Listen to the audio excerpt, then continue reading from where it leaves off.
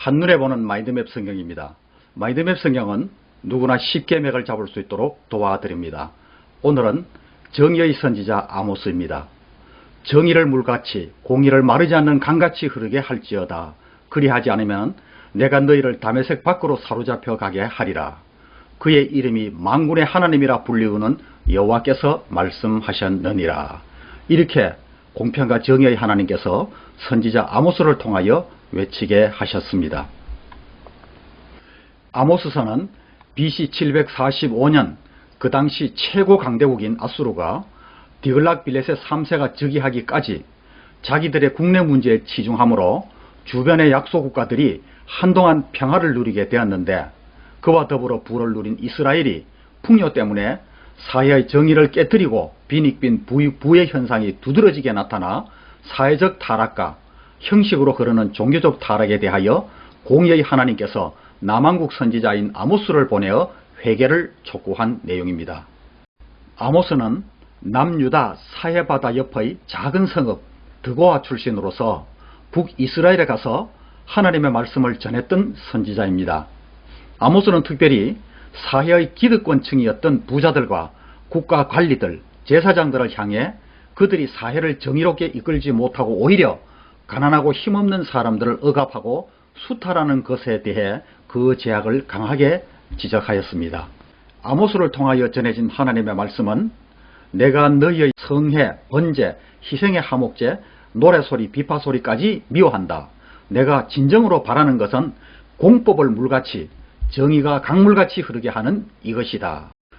북이스라엘의 사체와 부패가 극에 달하여서 기득권을 누리는 세대들은 호화방탕하고 또한 가난한 자를 압제하고 고아와 가부를 돌아보지 않고 땅 분배를 정확하게 하지 않게 되자 사회 정의를 바로 세우기 위해 아모스 선지자를 보내어 외치게 하신 것입니다.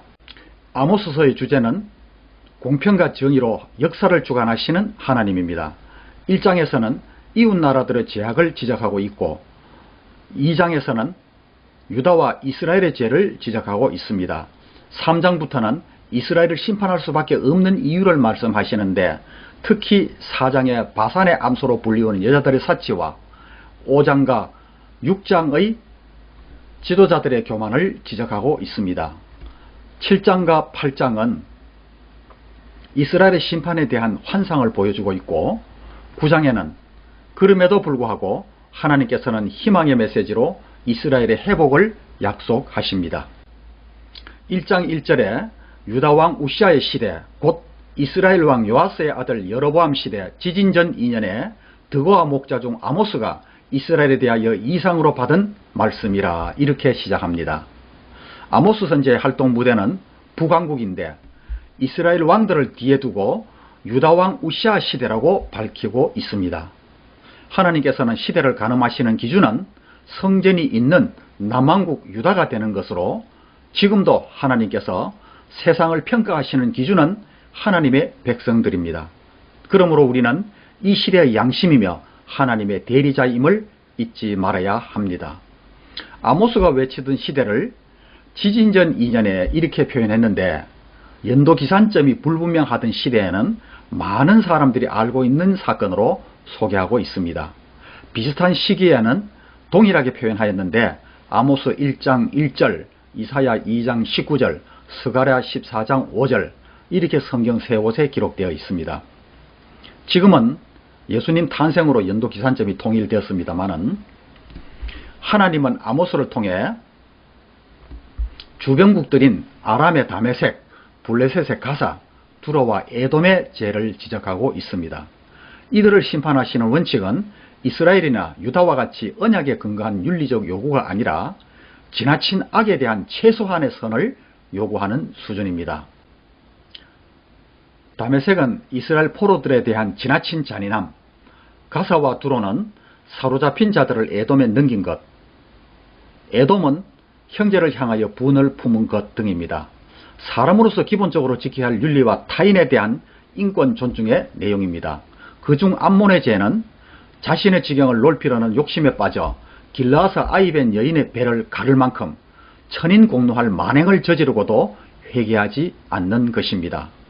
욕심의 그릇은 아무리 채우려고 해도 채워지지 않아 다른 사람을 아프게 하고 심지어 죽음에 이르게 하는 일들이 있습니다. 모압은 에돔 왕의 뼈를 불살라 죄를 만든 일에 진노를 하시는데, 실제로 복수심에 눈이 먼 모압 왕이 에돔 왕을 죽여 불태우는 것으로 만족하지 못하고 그 죄를 회를 만들어 벽에 바르는 잔혹한 일을 행하였습니다. 우리도 억울한 일을 당하거나 상처를 받으면 복수를 하고 싶은 마음이 생기는데, 복수는 반드시 예수님의 방법으로 해야 됩니다. 하나님 앞에 맡기고 엎드리는 것입니다. 유다의 죄는 하나님의 율법을 무시하여 지키지 않고 우상을 숭배한 것입니다. 날마다 제사를 지내면서도 중심에는 하나님이 아닌 우상이 자리 잡은 것을 보면 예배 자리에 나오면서도 마음은 부와 명예와 권력 등 세상 가치를 쫓으며 사는 우리의 모습 같아서 두려운 마음까지 듭니다. 욕심과 복수와 우상의 유혹이 눈을 어둡게 하면 사랑의 하나님이 오래 참아주기는 하시지만 공의로 심판하는 날이 반드시 있습니다. 이스라엘의 죄를 깨닫도록 하기 위해 주변 나라들의 제약들로부터 좁혀오는 이 방법은 나단 선지자가 다윗의 죄를 지적한 것처럼 이스라엘의 감정을 건드리지 않는 지혜로운 방법입니다.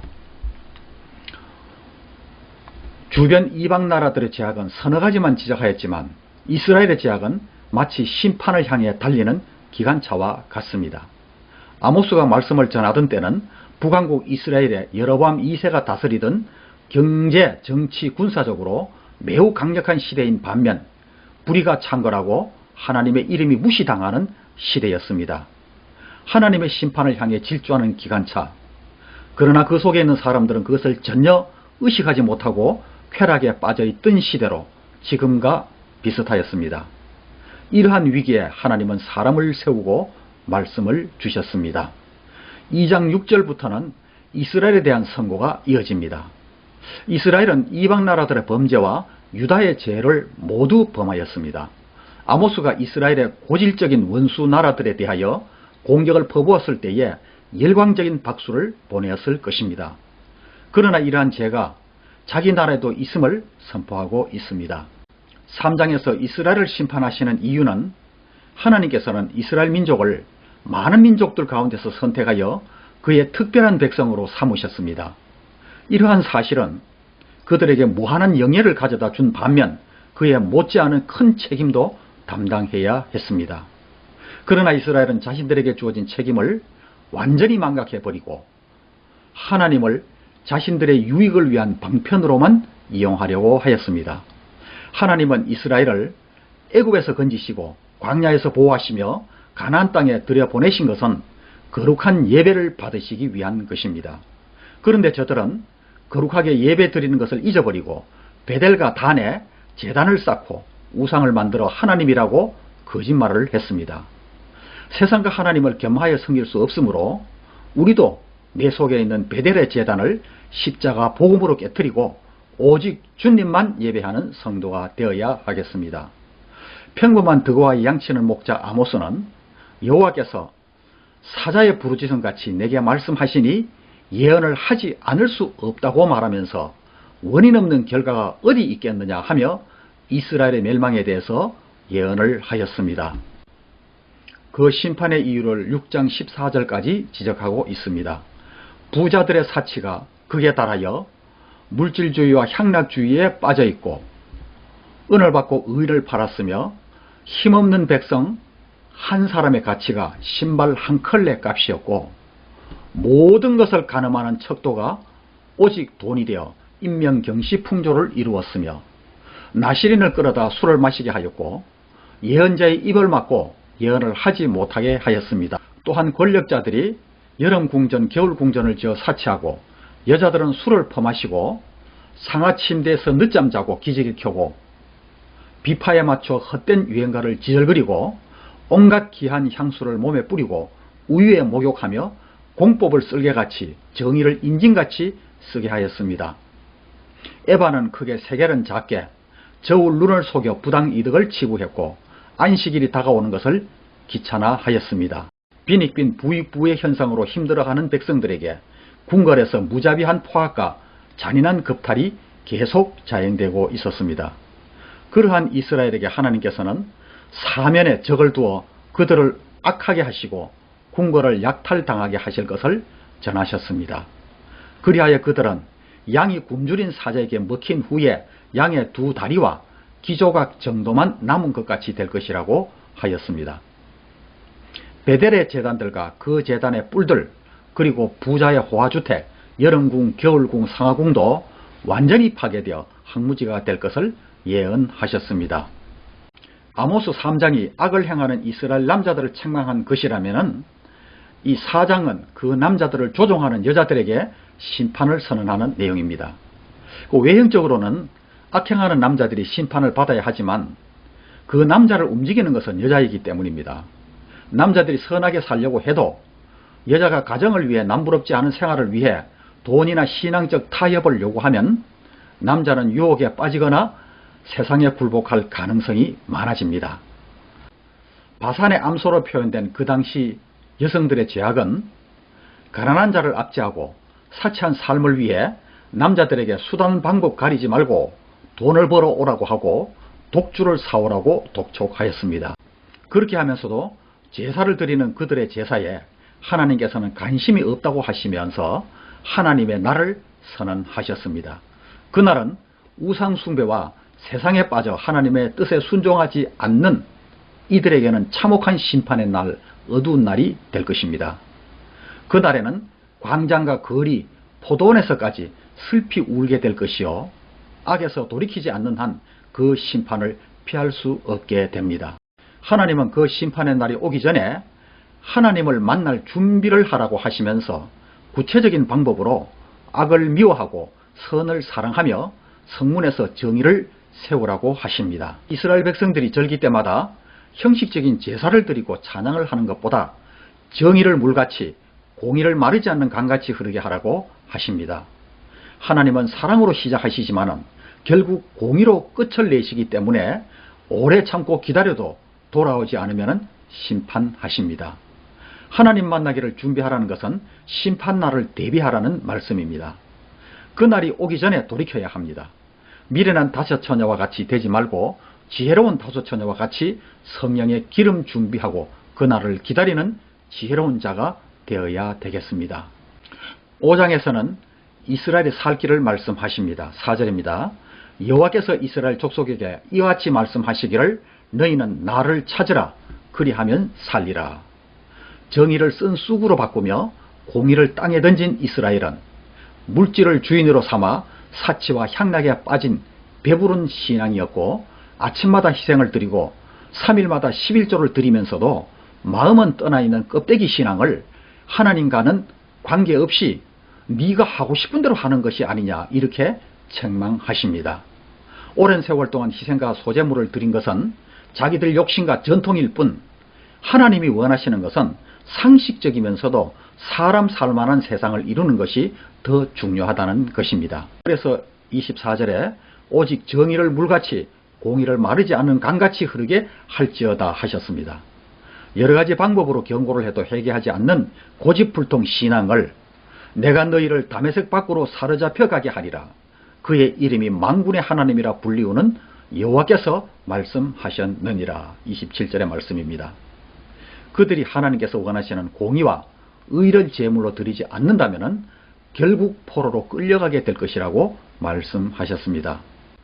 6장에는 우상 숭배와 불의와 사치에 빠져 하나님을 멀리하는 이스라엘의 멸망을 다양한 모습으로 아모스를 통해 선포하시던 하나님은 이번에는 지도층들에 대하여 경고하십니다. 임박한 하나님의 심판을 앞에 두고 이스라엘의 지도자들은 영적 어두움과 안일함에 빠져 있었습니다. 하나님 없이도 살 것으로 착각하고 우상을 섬기면서 마음이 든든하다고 생각하는 영적 교만함, 상하 침상에서 기지개를 켜는 게으름, 배부름과 세상 가치에 빠져 하나님 알기를 포기한 영적 무지는 인생을 멸망으로 인도하는 것들입니다. 호세아는 내 백성이 하나님을 알지 못해 망하게 되었으므로 힘써 여호와를 알자 외치며 하나님의 말씀을 가르쳤습니다. 우리도 신앙 이슈만 따라다니지 말고 마지막 때일수록 창세기부터 요한계시록까지 바르게 공부하여 하나님의 뜻을 깨닫고 준비되어야 되겠습니다. 영적 교만과 게으름, 무지를 깨뜨리는 방법이며 하나님께 가까이 나아가는 길일 것입니다. 또한 방탕에 빠져 욕심을 따르는 삶을 버리고 예수님처럼 하나님의 뜻을 쫓는 거룩한 삶을 사모하고 실천해야 합니다. 세상이 주는 쾌락은 잠깐입니다. 진통제 처방은 아픈 것을 잠시 잊게 할 뿐입니다. 사람들이 믿든지 믿지 않든지 준비가 되었든지 아니 되었든지 하나님의 심판의 수레바퀴는 멈추지 않고 달려옵니다. 그러므로 말씀과 기도에 깨어있어 하나님의 뜻을 알고 예수님이 부탁하신 교회를 세우는 일에 그대로 순종하며 살아야 하겠습니다. 아무리 많은 것을 알고 똑똑하다고 해도 하나님을 알지 못한 인생은 멸망하고 맙니다. 영적 교만과 게으름 그리고 영적 무지는 우리를 타락하게 하고 멸망으로 인도합니다. 영혼을 깨우시는 하나님 말씀에 귀를 기울일 때 영적으로 건강해지고 범사가 축복으로 이어집니다. 하나님은 아모스에게 세 가지 환상을 통해 이스라엘 심판을 보여주시고 경고하십니다. 첫 번째 환상은 왕의 몫으로 곡식을 수확한 후 농부의 몫인 곡식이 자라날 때에 메뚜기 떼를 보내려고 하시자 농부들에게 너무 가혹한 짐이 되므로 아모스의 중보기도로 인하여 계획을 바꾸십니다. 두 번째 환상은 불로 바다와 육지를 말리려는 것인데 이것도 아모스의 기도로 뜻을 돌이키십니다. 성도의 기도에 하나님께서는 계획을 바꾸는 은혜를 베푸십니다. 세 번째 환상은 다림줄로 재어 어긋나는 것은 부수어 버리시겠다는 것입니다. 이스라엘 백성은 하나님을 섬긴다고 하면서도 실상은 우상 숭배에 빠져 하나님과 관계없이 사는 죄를 저질렀습니다. 우리 신앙생활은 집을 짓는 것과 같아서 하나님께서 다림질로 재셨을 때 어긋남 없이 잘 지어졌는지 늘 점검해 봐야 하겠습니다. 예배의 집, 기도의 집, 말씀의 집, 섬김의 집들입니다. 다림줄은 건축물의 수직을 재어보는 연장으로 이것이 있어야 제대로 된 건물을 건축할 수 있는데 모든 건축의 기준이 되는 이 다림줄은 예수님이십니다. 예수님은 우리를 살리기 위해 이 땅에 보내신 구원의 다림줄로 그를 통하지 않으면 구원받을 수 없습니다. 또한 예수님은 우리의 죄악을 헤아려 판단하시는 심판의 다림줄이십니다. 예수님을 보고도 회개하고 돌아서지 않는다면 반드시 심판을 받게 되어 있습니다. 아모스가 선포하는 예언에 대하여 좋지 않게 생각한 제사장 아마사는 왕에게 고발하고 아모스를 책망하자 아모스는 아마사에 대하여 저주를 선포합니다. 이스라엘 사회는 정치와 종교가 하나인 재정일치로 왕이 권력을 독점하고 제사장은 그것을 합리화하는 잘못된 역할을 했습니다. 특히 북왕국 이스라엘은 레위인이 아닌 사람도 희망하면 왕이 임명하면 세워지기도 했습니다. 그렇게 제사장에 대한 아마사는 왕궁과 성소를 향한 아모스의 예언을 못마땅히 여겨 고발을 하게 됩니다. 그리고 아모스를 향해 너 나라 남왕국 유다로 돌아가서 예언이나 해라 이렇게 하였습니다. 하나님의 말씀과 선지자에 대한 그의 인식을 보여준 것인데 제사장직을 자기 밥벌이하는 수단으로 삼고 있으니 아모스 선지자가 선포하는 말이 하나님의 말씀으로 들릴 리가 없습니다. 아마사의 위협을 받은 아모스는 자기는 세습을 하는 직업적 예언자가 아니라 목자요 뽕나무를 재배하는 농부로서 하나님의 지시에 따라 예언을 하고 있다는 것을 밝히고 말씀을 믿지 않은 아마사에게 하나님이 주시는 말씀으로 저주를 선포합니다. 내 아내는 창녀가 되고 자녀들은 칼에 죽고 기업으로 받은 땅은 다른 이들에게 나뉘어질 것이라고 말합니다. 아마사같이 하나님의 말씀을 가로막는 어리석은 사람이 되지 말고 하나님의 말씀이 나를 통해 가족과 이웃에게로 흘러가도록 살아야 하겠습니다. 하나님의 말씀은 우리를 살리는 축복입니다. 하나님 말씀이 우리에게 진정한 복음이 되기 위해서는 말씀을 왜곡해서는 안 됩니다. 내가 듣고 싶은 말보다 하나님이 들려주시는 말씀을 들어야 하며 그 말씀에 순종하고 말씀에 근거한 삶을 살아갈 때 하나님은 우리에게 복의 대로를 열어주실 것입니다. 우리에게 실제된 그 복음을 사모하고 기뻐하며 듣고 전하는 통로가 되시기를 축복합니다. 8장에는 그러한 이스라엘에게 하나님의 말씀을 듣지 못하는 기갈이 올 것이라고 예언을 합니다. 주 하나님의 말씀이니라. 보라, 날이 이를지라 내가 기근을 땅에 보내리니 양식이 없어 주림이 아니며 물이 없어 갈람이 아니요 여호와의 말씀을 듣지 못한 기갈이라. 사람이 이 바다에서 저 바다까지 북쪽에서 동쪽까지 비틀거리며 여호와의 말씀을 구하려고 돌아다녀도 얻지 못하리니 그날에 아름다운 처녀와 젊은 남자가 다 갈아여 쓰러지리라. 정리하면은 아모스가 지적한 시대 부패상은 하나님의 공의에 위배된 내용입니다. 가난한 자들을 억압하고 불공정한 재판이 자행되고 불공정한 거래와 초화합한 생활로 극심한 빈익빈 부익부의 현상으로 하나님의 공평과 정의가 깨어진 결과입니다. 아모스의 외침에 이스라엘 민족의 반응은 어떠했겠습니까? 한마디로 그의 메시지는 기머거리들에게 전해진 격이 되고 말았습니다. 이스라엘 백성들은 끝까지 회개하지 않았습니다.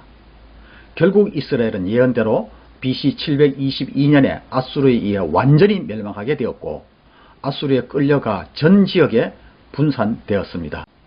9장에서는 그럼에도 언약에 신실하신 하나님께서는 아브라함과 다윗과의 언약을 생각하시고 이스라엘의 회복을 말씀하십니다. 하나님은 자비로우시고 은혜가 풍성한 분이라 심판의 끝자락에도 은혜의 여지를 남겨놓으셨습니다.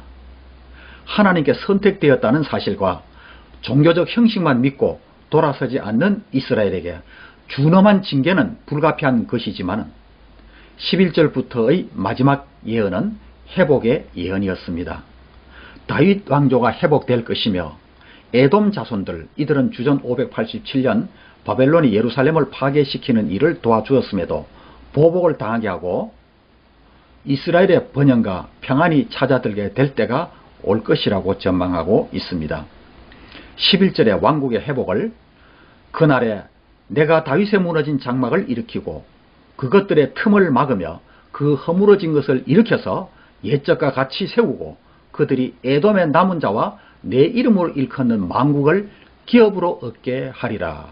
이 일을 행하시는 여호와의 말씀이니라. 이렇게 말씀하셨습니다. 풍성한 소산에 대해서는 13절에 그때 파종하는 자가 곡식 추수하는 자의 뒤를 이으며 포도를 밟는 자가 씨 뿌리는 자의 뒤를 이으며 산들은 단 포도주를 흘리며 작은 산들은 노구리라.